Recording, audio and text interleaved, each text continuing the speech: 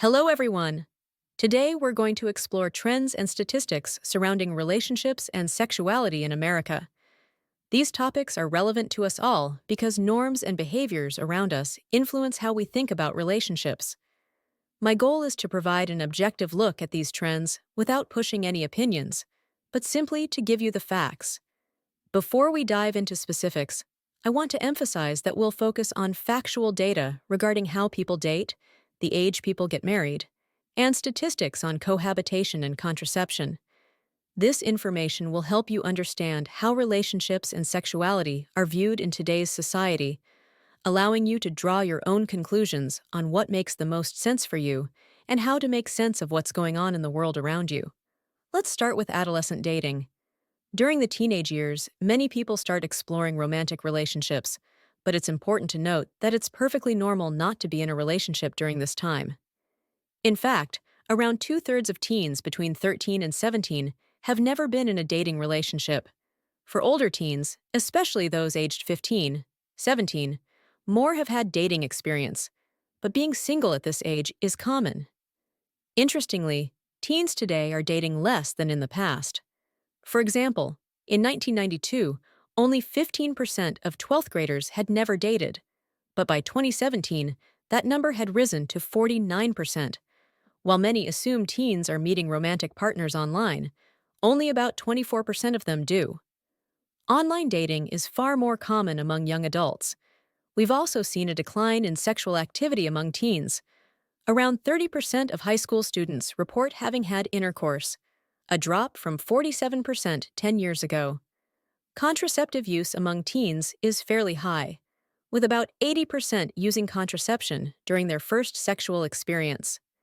However, only 52% used a condom during their most recent encounter, which raises concerns about sexually transmitted diseases. By the time Americans reach their 20s, 75% have had sex, and only 12% have been married. By age 44, nearly 99% have had sex, with 95% having done so before marriage. The number of people who abstain from sex until marriage is very small, just about 3.3%. This shows how common premarital sex is in the U.S., despite religious and cultural values that promote waiting. Marriage trends have shifted. As of 2023, only 53% of U.S. adults are married, down from 58% in 1995. Many are choosing to stay single longer, and the median age for first marriages has risen to 30.4 years for men and 28.2 years for women.